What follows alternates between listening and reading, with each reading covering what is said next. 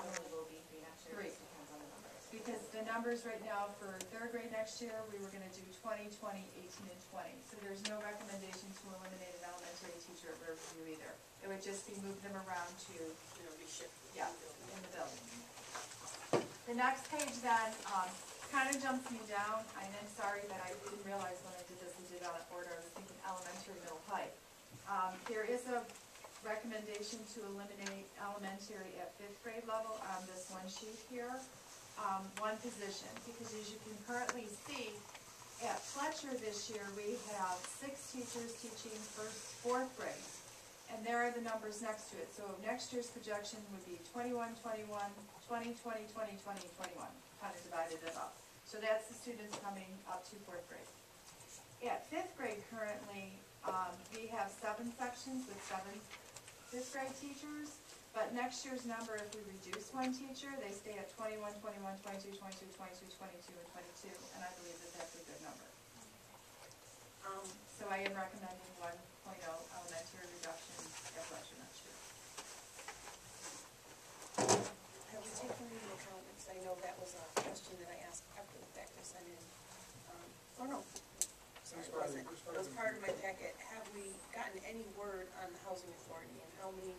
The only information we have is that the preponderance of those units are filled at this point. We have not seen an uptick. We continue to talk to them, looking for something in writing from them, so we can bring it back to the board. But we do not believe at this point, Chairman, that's going to have a major impact on these numbers. And what are you proposing for the maximum class size for any of our elementary buildings? Because if you get an influx up to, because some of the units are 5-bedroom units, if you get an influx. Well, one of the things we've talked about many times with the board is, do we set a target date? If you recall at the secondary level, we had some arbitrary targets of what we thought would be general classrooms and electives and at the elementary level. And again, in our conversation with our building administrators at the elementary level, there is a consensus that the youngest of children, maybe the UPK, K up to 1 and 2, should be the smaller. After that, 3, 4, and 5. We're right now in extremely lovely numbers, I think, very workable numbers. Personally, professionally, I think we could probably go another 2, 3, 4 students in a class and still provide the same quality. In UPK to 2 and 3, 4, and 5? UPK I would try to keep low, and kindergarten I try to keep lower in the high teens. So tell me a number. Well, UPK, you can't go over 18. Can't Okay. in class. That is in our code law. I wouldn't go more than maybe 19 in kindergarten class, something like Okay. that.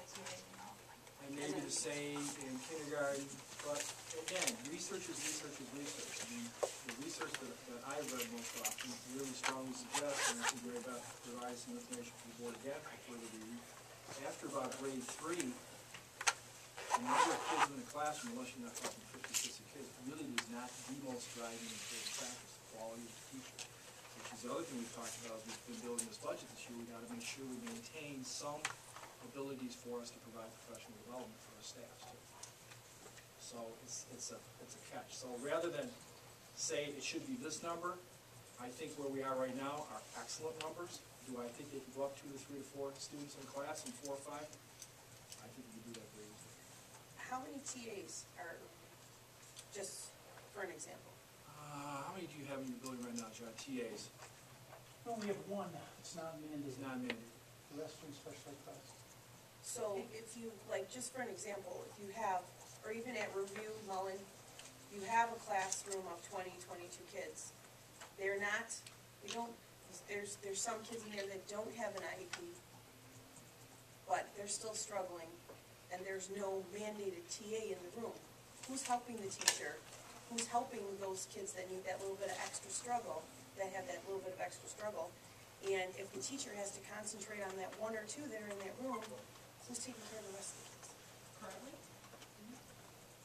they are, if they're struggling and their 3 through 8 scores show that they had 1 or 2s, they have AIS for reading. We call it RTI, so you might hear that quite often is RTI services. So we have reading instructors that work with them. We have math instructors that work with them. And some of those students are getting more services than kids with IEPs. Maybe when they're all in the room.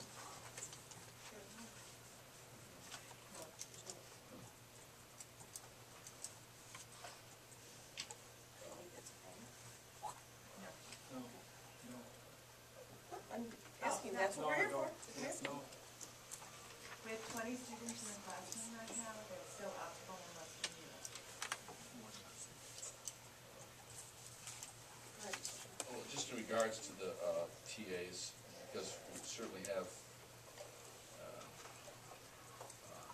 very, very few left compared to what we used to have, which I understand the dynamics of the budget.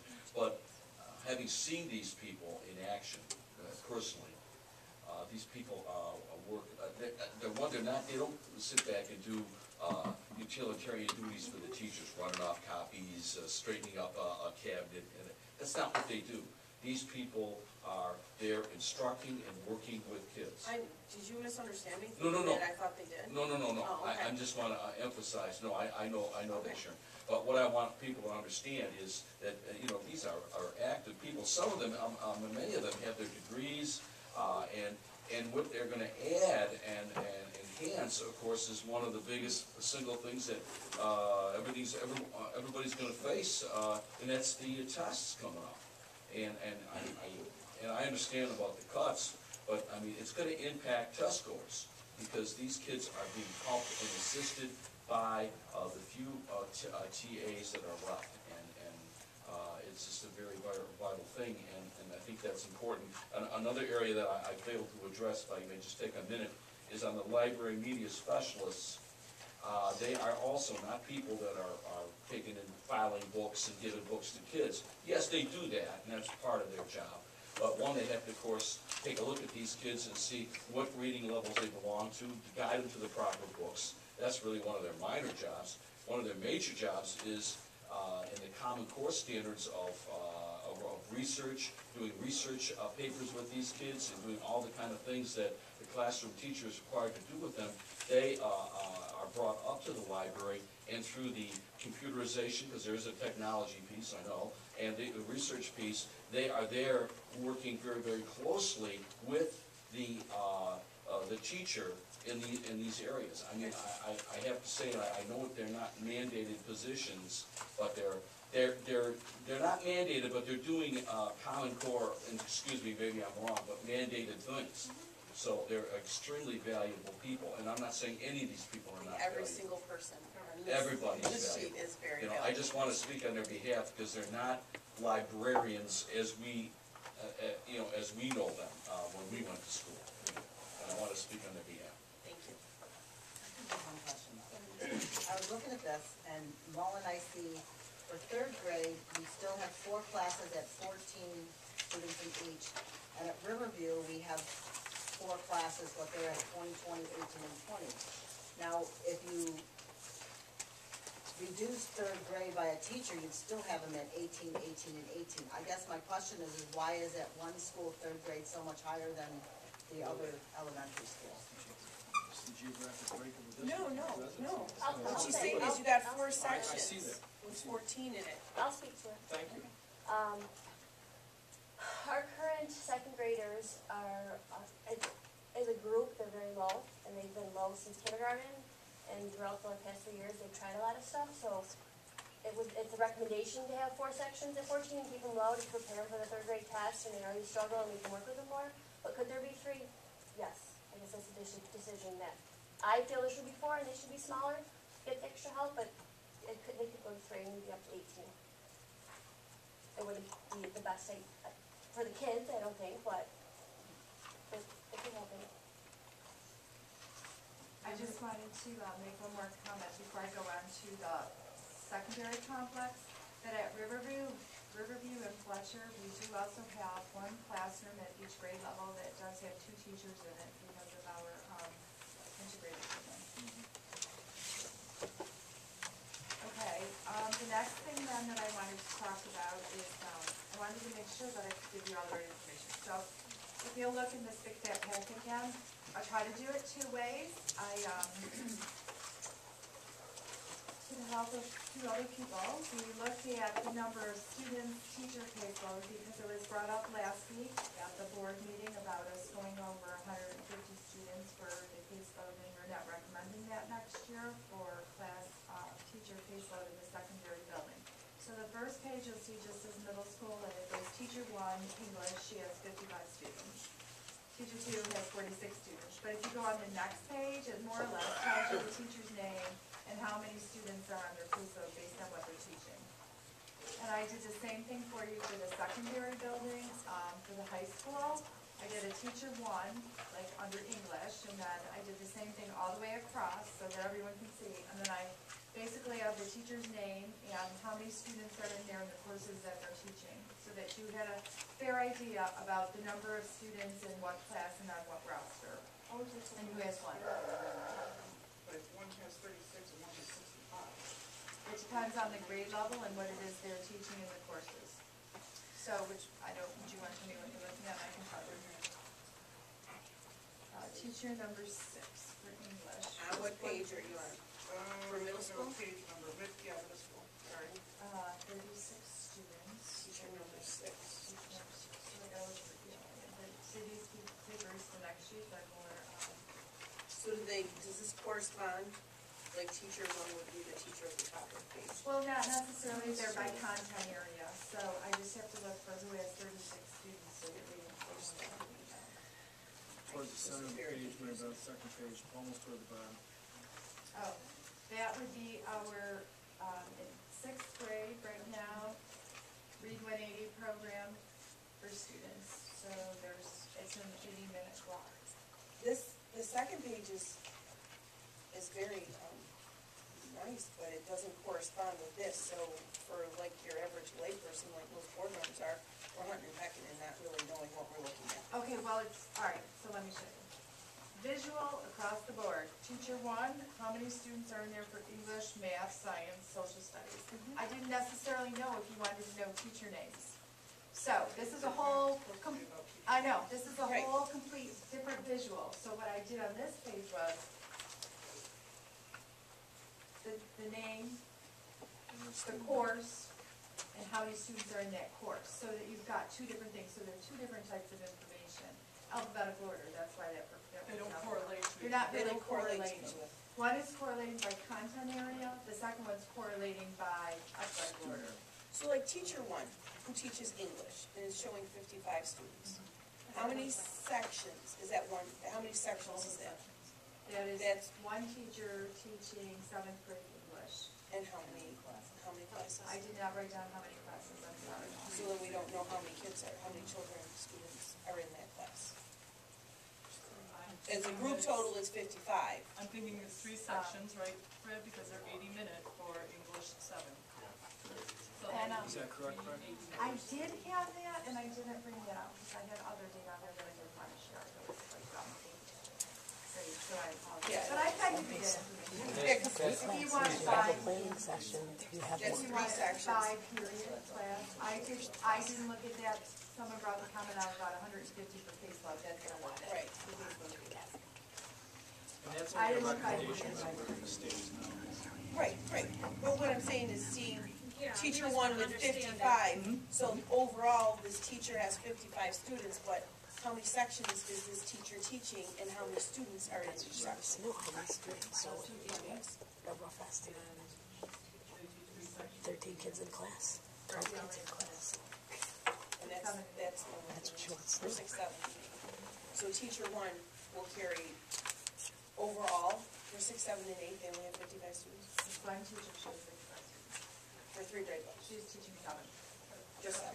That is, teaching. 55 cents. Okay, so it's 7th graders, okay. That one is. So this first page is 7th graders only? No, No, middle it's teacher school. one. Just teacher one And is the only reason This is very confusing. I know, because I'm over here looking at, look, I'm over here looking at the first page that says 55. Okay, So I know that 55 correlates with her. Could you do a different spreadsheet for us? Right. Sure. Show us how many classes with the number? You want section number? sections and how many kids, that's what I'm trying to get at, is how many children are in each section. Nobody, I didn't know anybody else did that. Yep, no problem. I put this here to tell you why I'm making my recommendation. How many kids are in a class? Depends on your class, That makes some have sense, now that 28, you some say don't. that. But I did this to tell you why I made the recommendation or whatever, but I can give you that information if you want that.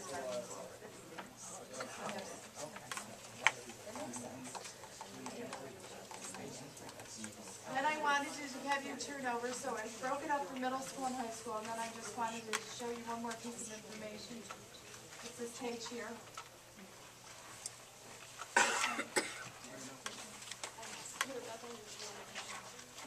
So, do these teachers, do some of them teach middle school and high school? And that's just middle school. Well, some of them do. What you need. Yes. You would know if you looked at that. The sections, the course, I don't even know names, I don't want it. Oh, yeah, absolutely. How many sections do you have? So see, that's why I was having difficulty doing teacher one, teacher two. But it's not. This is saying to you, it's not about the teacher's names here. This is saying to you, this is how many kids are in that class that get assigned 10. And if I went teacher 1, 2, 3 for ELA, that's what I was trying to do. And then when I did on the other sheet, was just trying to let you see the classes that were being taught. But I know what you're saying, how many are shared. Like right now, for a share in the middle school, and Brad and Larry are both here. They're administrators in that building. They can help me out. Mr. Zastor was the share. Yes. Ludovico. Mr. Helleman's the share for technology. Ms. Bozik's the share for science. There's no math share, right? No ELA share. And I said the social studies. No business share. No business down there. No health share down there. So that's it. Currently, that's our share. Is Ms. I don't know if he's doing middle school anymore or just the high school courses. Ludovico. I'm not positive. So what we can provide for the board is the number of sections that an individual teacher not named has, is subject to the numbers of students in per section. Yes, Yes. Correct. please. We can do that. That's much better. Just for an example, like the science, the recommendations here, the 2.5. But, okay. Are you getting to there? Yeah, I thought you were No, skipping no, high school. no. No. Okay. I'm putting this all together to show you. Okay, gotcha. I just wanted Okay, you- I'll hold on. I wanted you to go on this page right here, just so everyone can see this, because when I presented to you the last time at my board meeting, these are all of our students that have signed up for CTE courses next year, and I just want to give you some information here about what's going on. So, next year we have 141 seniors and 143 juniors. So 41% of our upperclassmen have signed up to go to BOCES next year. If you turn a couple pages in, see I removed all the students' name and gave you what it is they're signing up to take.